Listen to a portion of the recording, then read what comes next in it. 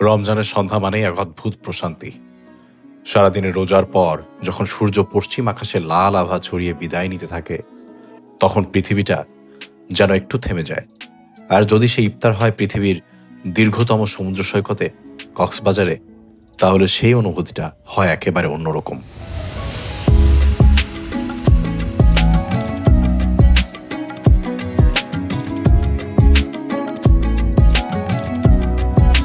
আজ আমরা ইফতার করব ঢেউয়ের শব্দে, খোলা আকাশের নিচে বালুর উপর বসে। আজকের গল্প সমুদ্র, সূর্য আর সেজদার মধ্যে লুকিয়ে থাকা এক শান্তির সন্ধ্যার।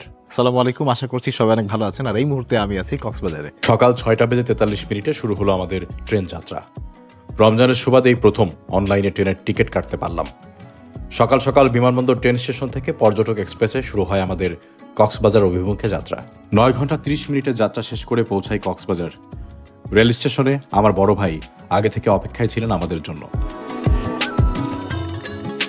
তো আমি আসলে আছি আমার ভাইয়ার হোটেলে। আর আমার অনেক দিনের ইচ্ছা ছিল যে সমুদ্র পাড়ে একটু তাঁবু টানায় যদি রাত্রি যাপন করা যায়, সেটা মন্দ হয় না। তো ভাইয়া বললো যে ভাইয়ার হোটেলের সামনে একটা পুরো এরিয়া আছে, যেটা হচ্ছে আপনার পুরো মনে হয় প্রাইভেট বিচের মতো। তো ভাইয়া বললো এখানেই করা যাবে। ভাইয়া, এখানে আমরা তাঁবু টানাইতে পারবো না? হ্যাঁ, পারবে। আর রাতে থাকলে তো কোনো সমস্যা নেই, না, এনে কোনো সমস্যা নেই। সব নিরাপদ। এখানে এমনি থাকে, অনেক কিছু এসে থাকে। নর্মালি ক্যাম্পিং করে দু একজন এসে। অনেক করে। তাহলে আজকে প্ল্যান হচ্ছে তাঁবু টানে রাত্রি যাপন, সেটা তো আছেই। তার আগে যেহেতু এখন রমজান মাস চলছে, আর আমরা ইনশাল্লাহ আজকে সমুদ্র পাড়ে ইফতার করবো। এই ভাবনাটা আমার অনেক দিনের, তাই ভাবলাম দিনের আলো থাকতে থাকতেই তাঁবু টানানোর কাজটা সেরে ফেলা যাক। তাঁবু টানানোটা বেশ ঝামেলা মনে হচ্ছিল, তবে এই তাঁবুগুলো চোখের দেখাতেই টানানো গেল খুব সহজে।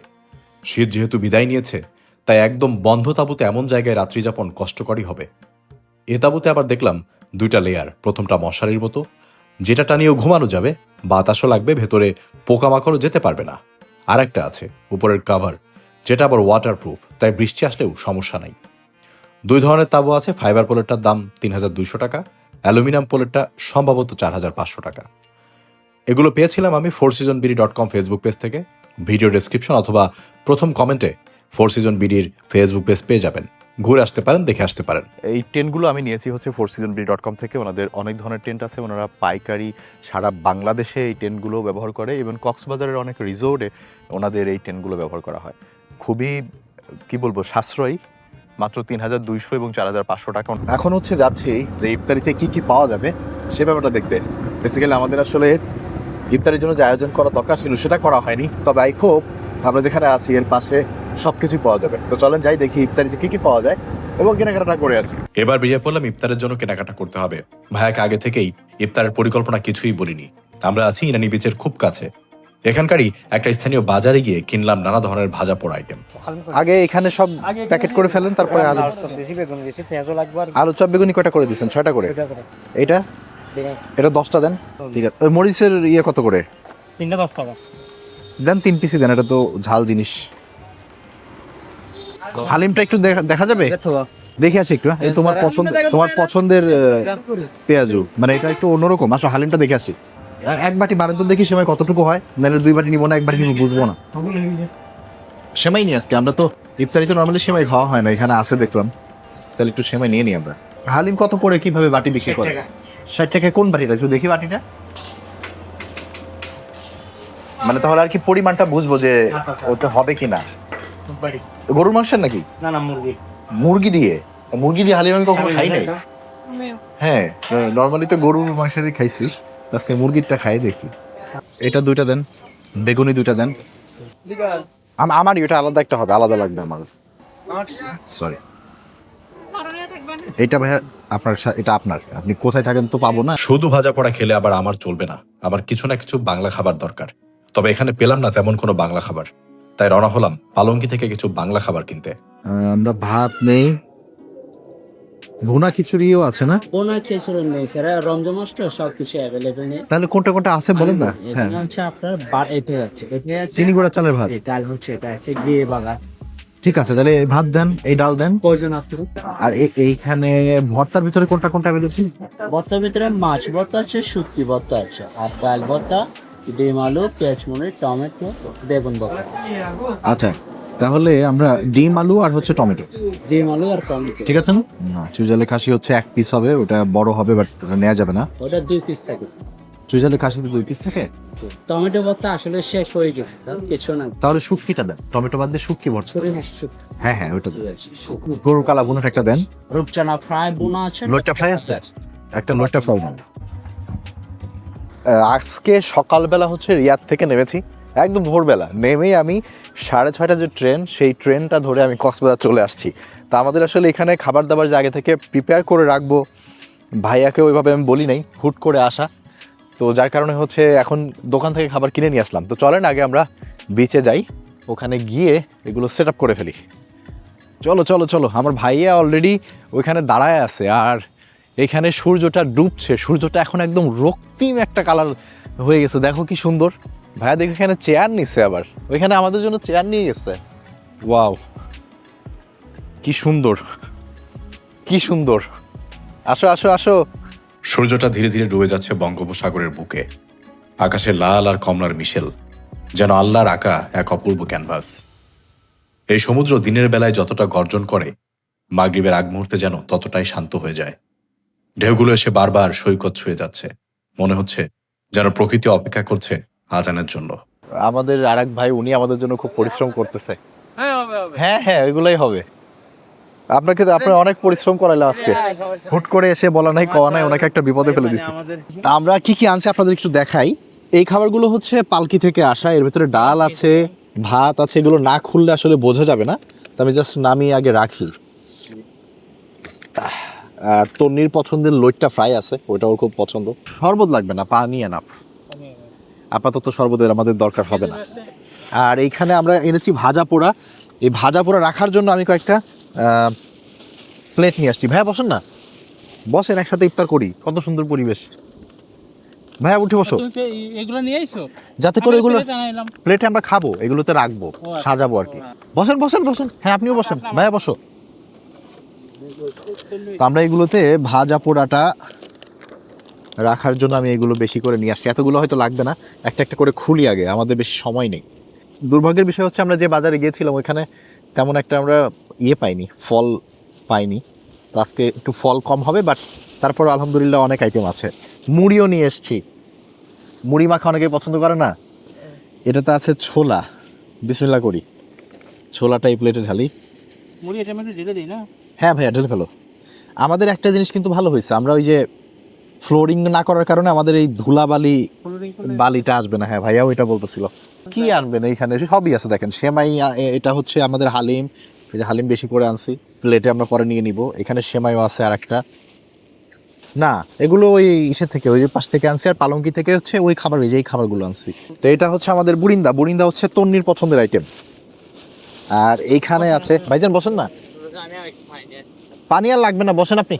এটা হচ্ছে পেঁয়াজু গেল, তারপরে এখানে আছে আলুর চপ, জিলেপি এনেছি 250 গ্রামের মতো। তো এইটা হচ্ছে বড় পেঁয়াজু, পেঁয়াজু তনির পছন্দ, তো এই দুইটা আবার দেখে আমি বড় পেঁয়াজুটাও আনছি। আরও একটা কি যেন আছে এই ব্যাগে, আচ্ছা এর ভেতরে আছে আমাদের ফল, 2টা মালটা। আর সবার কাছে একটা অনুরোধ, যারাই এখন কিন্তু প্রচুর পরিমাণে মানুষ আমি দেখলাম যে বিচে বসে তারা ইফতার করছে, পরিবার সহ আসছে, আশেপাশের লোকজন আসছে, একটা অনুরোধ যে আপনারা যে পলিথিনগুলো আনবেন, যে ময়লাগুলো আনবেন, এরকম একটা পলি ব্যাগে বা কোনো একটা জায়গায় স্তূপ করে রাখেন, এবং সেটা নিয়ে আপনার হোটেলের ডাস্টবিনে বা আপনি আশেপাশে যেখানে ডাস্টবিন সেখানে ফেলবেন। বীজটাকে নোংরা করবেন না, এত সুন্দর একটা জায়গা, বসলে মনে হয় একদম মনটা জুড়িয়ে যাচ্ছে, এত সুন্দর পরিবেশ, ময়লা থাকলে দেখতে খারাপ লাগে। আর আমাদের তো একটু দুর্নাম আছে এই ব্যাপারে, একটু অভ্যাস করি সবাই মিলে। যাই হোক, এই হচ্ছে মোটামুটি আমাদের ইফতারের সামগ্রী। আর তার সাথে আমাদের একটু খাবার দাবার আছে, খাবার দাবারগুলো এখন আপনাদের একটু খুলে দেখে। এটা হচ্ছে আমাদের পালকি থেকে আনা, পালকি তো না, পালঙ্কি, পালঙ্কি থেকে। পালঙ্কি আমি আগেও খেয়েছি, পালঙ্কির খাবার মোটামুটি ঠিকঠাক, অনেক যে বেশি প্রশংসা করা যায় তা না, আবার দুর্নামও করা যায় না।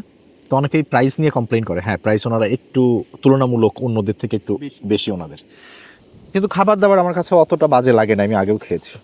এটাতে মনে হয় ডাল দিয়েছে, এবং সম্ভবত এই ডালটার দাম হচ্ছে 100 টাকা। ওনারা এটাকে বলে হচ্ছে ঘিয়ে ভাজা ডাল, এই যে দেখেন, এই যে, হ্যাঁ এইটা হচ্ছে ডাল, 100 টাকার ডাল এটা। আর এটাতে কি আছে একটু দেখি, এটাতে আছে আলু ভর্তা, আলু ভর্তা আমি চেয়েছিলাম, আলু ভর্তা দিয়েছে, এটাতে আছে গরুর মাংসের কালাভুনা, আর এদিকে কালাভুনাটার দাম মনে হয় 480 না 500 টাকা, কিন্তু দেখছেন পরিমাণ, এই জন্য ওনারা দাম একটু বেশি বলে। এটা হচ্ছে মাছ ভর্তা, এটার দাম 120 টাকা। আর এখানে আছে চিনি গুঁড়া চালের ভাত, এটাতে কি আছে একটু দেখি। এটাতে আছে চাউমিন, এটা বেসিক্যালি তন্নির জন্য আনা। আচ্ছা, ওনারা আমাদেরকে লইট্টা ফ্রাই দেয়নি? হ্যাঁ, লইট্টা ফ্রাই বলেছিলাম, সেটা তারা দেয়নি, ভুলে গেছে। আমি বিল করার সময় লইট্টা ফ্রাই বলছে, আমারও মনে আছে। যাই হোক, এনিওয়ে, তো এই হচ্ছে আমাদের আজকে ইফতারের আয়োজন। আলহামদুলিল্লাহ, আয়োজন মোটামুটি অনেক। আল্লাহর রহমতে আমরা বেশ অল্প সময় অনেক কিছু আয়োজন করে বসতে পেরেছি। ইনশাল্লাহ এখন ইফতার করবো। তো আমরা আসলে অপেক্ষা করছি যে কখন আজান দিবে। ভাই, আজান কয়টা আজকে? এখানে আজান দেয় এসে ইফতারির পরে। মানে ইফতার করে হুজুররা তারপর আজান দেয় এরকম? হ্যাঁ, তাহলে কয়টার দিকে হবে আজকে? মানে এই জিনিসটা উল্টা না, মানে ইফতার করার পরে আজান দেয়। আর আমাদের এখানে 6টা 2-এ আজকে হবে, 6টা 1 বাজে, আর 1 মিনিট আছে। ইনশাআল্লাহ 1 মিনিট পরে আমরা কিছু না কিছু মুখে দিব। 6টা 2-এ হচ্ছে আমাদের এখানে ইফতার হওয়ার কথা, কিন্তু এখানে নাকি আজান একটু দেরি করে দেয়। সো এই জন্য চুপচাপ বসে আছি যে 6টা 2-এ হলো আমরা আর 1 মিনিট দেরি করে তারপর আমরা ইফতার করি। স্যার বেদে না হয়ে গেছে, হ্যাঁ হয়েছে, টাইম হয়েছে, 6টা 2-এই ছিল। তনে না sorry। তো আমরা পানি দিয়ে বিসমিল্লাহির রহমানির রহিম রোজা ভাঙি। তো অনেকেই মনে করতে পারেন যে আজান তো শোনা গেল না, আসলে কক্সবাজারে ভাইয়া যেটা বললো একটু সিস্টেমটা অন্যরকম। ইফতারের টাইম হলে সবাই ইফতার করে, এমনকি হুজুর মুয়াজ্জিন তারাও ইফতার করে, এবং তারা ইফতার সেরে মানে যে ইফতারটা খায় সেই ইফতারটা তারা শেষ করার পর মানে 10 মিনিট 8-10 মিনিট পরে গিয়ে তারা আজানটা দেয়। আমার এখানে আছে, আপাতত লাগবে না। তো একটু ভাজা পোড়া আইটেম আসলে খেতে চাই নাই, তারপরেও একটু খাচ্ছি। একটা বেগুনি খাই, বিসমিল্লাহ। ভাজা পোড়া আইটেম যত কম খাওয়া যায় তত ভালো। তারপরেও এই রোজার ভেতরে দেখা যায় মিনিমাম 5-7 বার তো এরকম খাওয়া হয়। একটা আলু চপ, দারুণ লাগলো তো এটা। গরম মশলা স্বাদটা। এই যে পেঁয়াজুটা, সৌদি আরবে রিয়াদে যে পেঁয়াজু খেয়েছিলাম সেটা ছিল এরকম পেঁয়াজু। আর নেভাল বিচে চট্টগ্রামে যেটা পাওয়া যায় সেটাও ক্যাটাগরি এই উপাদান দিয়েই মনে হয় বানায়, কিন্তু আরও ছোটো হয় এবং ওটা দুর্দান্ত রকমের টেস্টি। আমি যখনই যাই আমি ওটা খাই, খুব মজাদার একটা জিনিস। এটা খাওয়া যাক, এটাও ভালো খেতে। একটা মরিচের চপ খাই দেখি, ঝাল যদি লাগে। এই দেখেন, কাঁচা মরিচ। আমি ঝাল খেতে পারি, আমার সমস্যা হয় না, কিন্তু তারপরেও হাত দিয়ে দিলাম ভাইয়া। এখানে তো আর কোনো উপায় নেই। মুড়ি তো অনেকগুলা, তুমি হাত দিয়ে দাও, আমার হাতে মশলা লাগা। অল্প দিবা, খুব অল্প। মুড়ি আমি খাই না অত। তো নিড়ে দাও, আমি এর সাথে একটা বেগুনি নিব, একটা আলুর চপ নিয়ে। এটাই দেখেন, এটা হচ্ছে রেডিমেড মুড়ি মাখা। আমার কাছে না এই মুড়ি টুড়ি এইগুলো একটু এরকম মাখা মাখা হলে আমি খেতে পছন্দ করি। ছোলা দিয়ে মুড়ি। তোমার তো ভাইয়া ইফতারে ভাজা পোড়া খাওয়াই উচিত না, তোমার তো মাঝে মাঝে যে প্রবলেম হয়। হয়ে গেছে কিন্তু এই যে মুড়ি মাখা, একদম শুধু পেঁয়াজ শসা মরিচ ওইগুলো বাদ দিয়ে হয়ে গেছে। খাওয়া যাক তো কেমন হলো। মরিচটা মধ্যে দুর্দান্ত লাগলো, তাই না? এর পাশ থেকে খাও।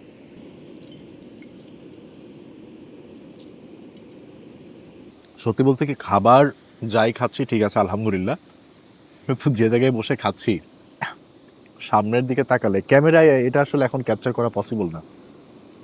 এখন তো আলো কমে গেছে, আলো থাকলেও চোখের সামনের দৃশ্যটা যতটা একদম মনে লাগে, ক্যামেরায় ওই দৃশ্য এভাবে কোনোদিনও ফুটে ওঠে না, সম্ভবই হয় না। মানে অপার্থিব একটা ব্যাপার। মানুষজন কক্সবাজারে এসে বসে বসে এরকম বিচে যে ইফতার করে, ইভেন এই এলাকার লোকজন যারা আছে বাসা থেকে পাতিলে খাবার রান্না করে এনে এই পাশে বিচে বসে খাচ্ছে। এখানকার সৌন্দর্য, এখানে বসলেই মনটা ঠান্ডা হয়ে যায়। তো একটু চিনি গুঁড়া চালের ভাত নিয়ে নেই ভাইয়া, প্লেট দাও। ভাত আমরা 2টা নিয়ে এসেছি, এই ভাতের দাম 80 টাকা করে। এখান থেকে নিব একটু আলু ভর্তা, আর ভর্তা আরেকটা আছে, এই যে এটা হচ্ছে আমাদের মাছ ভর্তা। মাছ ভর্তা তো একটু নিই। প্রথমে কি মাছ ভর্তা করছে জানি না, আগে আমি একটু আলু ভর্তা দিয়ে আগে খাই।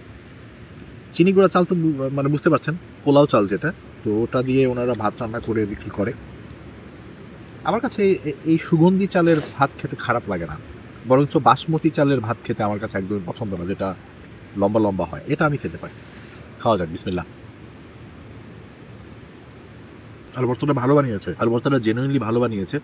হালকা সরষের তেল স্মেল আছে, বাট ওনারা পেঁয়াজ মনে হয় ব্যবহার করে নাই, তারপরেও খেতে ভালো লাগছে, একটা আলাদা টেস্ট আছে।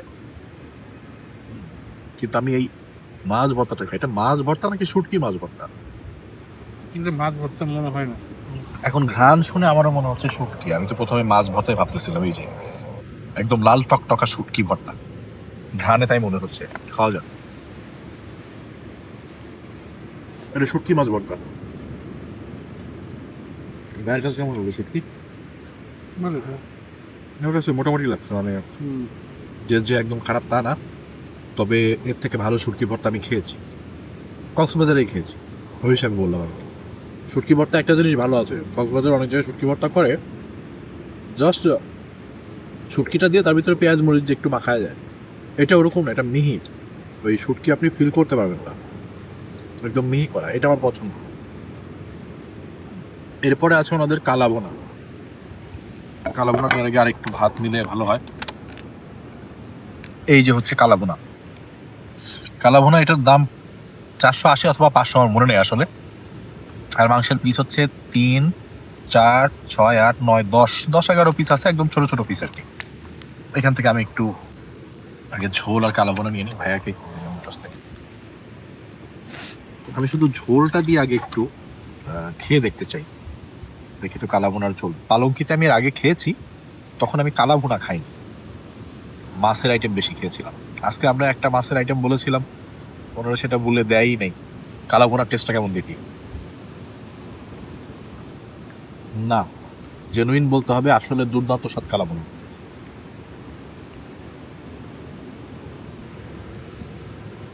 পালঙ্কির অন্য অনেক আইটেম খেয়ে আমি আমার কাছে ভালো লাগেনি, আমি আগের বারও বলেছি সেটা।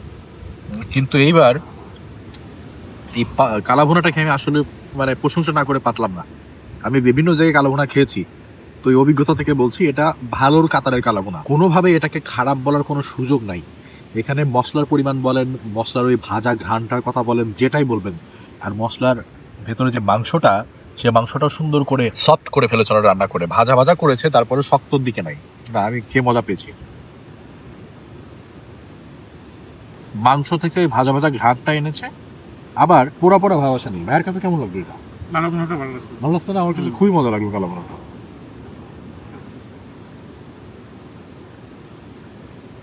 পালঙ্কির দাম অনেক বেশি নেয়, কিন্তু কালাভুনাটাকে আমি দুর্দান্ত লেভেলের খুশি হয়েছি। আমি হয়তো আবার আসলে আবার ওনাদের এখান থেকে অন্য কিছু খাবো কিনা আমি জানি না, কিন্তু হয়তো কালাভুনাটা খাবো। আর এটার ভিতরে আছে ডাল, এটা হচ্ছে ঘিয়ে ভাজা ডাল। ভাইয়া একটু ডাল দিই।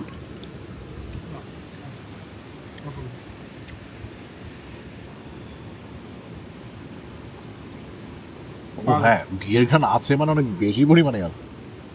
মুখে দিলেই ঘিটা ফিল করা যাবে।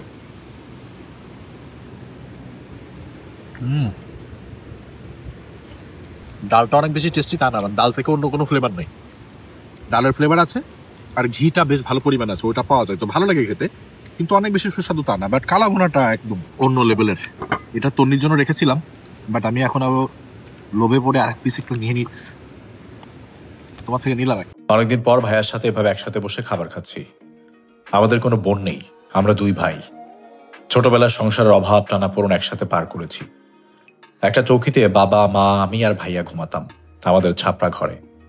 ঝগড়া হতো, মারামারি হতো, আর আমাদের সম্পর্ক হতো আরো মজবুত।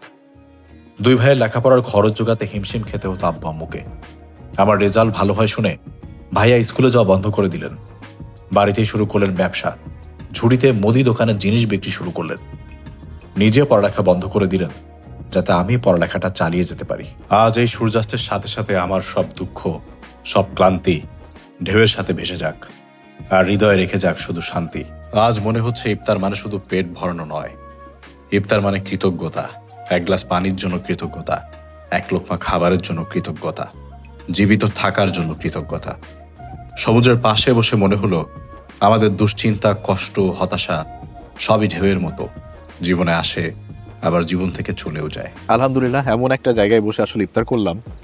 এরকম জায়গায় বসে ইফতার করার জন্য আল্লাহর রহমত দরকার হয়। কপাল দরকার হয়। কারণ হচ্ছে আমি অনেকবার কক্সবাজার এসেছি, তখন এই বীচগুলোতে মানুষে পরিপূর্ণ থাকে, লোকালয়ের মতো মনে হয়। তখন সমুদ্রের গর্জনটাও ঠিকমতো শোনা যায় না। সমুদ্রে এসে সমুদ্রের গর্জন না শোনা গেলে সমুদ্রকে ওইভাবে অনুভব করা যায় না। কিন্তু এইবার এই রমজানে যখন ইফতার করতে বসলাম, সূর্যটা আমার সামনেই ডুবে যাচ্ছিল। এই পুরো বিচে আমি, আমার ভাইয়া আর তন্নি ছাড়া 1 থেকে 2 কিলোমিটারের ভেতরে একজন মানুষ নেই। এই ফাঁকা জায়গায়, ফাঁকা আকাশের নিচে শুধু সমুদ্রের গর্জন আর আমরা ইফতার করছি। এর থেকে মানে ভালো অনুভূতি খুব কমই হয় জীবনে। আপনার যদি স্ট্রেস থাকে, মন খারাপ থাকে, ভালো হয়ে যাবে। আমি সত্যি বলছি, আমি এই পরিবেশে আজকে ইফতার করে আমি এসেছিলাম এক্সাইটমেন্ট নিয়ে যে ইফতার করব, সমুদ্রের পাশে সবাইকে দেখেছি করে, ভালো লাগবে। কিন্তু এখানে বসে ইফতার করতে করতে ওই এক্সাইটমেন্ট আমার একদম চলে গিয়েছে। মানে একটা পিসফুল ভাইব চলে আসছে, একটা শান্তি, কি বলবো, একটা শান্তি মনে হয় আমাকে গ্রাস করে নিল যখন আমি এখানে ইফতার করতে বসলাম। তো এই অনুভূতি আসলেই মূল্যবান এবং এটা আমি মনে রাখতে চাই। হয়তো আবারও আমি রমজানে এখানে ফিরে আসব। কোলাহলপূর্ণ অবস্থায় এসে সমুদ্রের আসল অনুভূতি, সমুদ্রের আসল ক্যারিজমা বোঝা যায় না।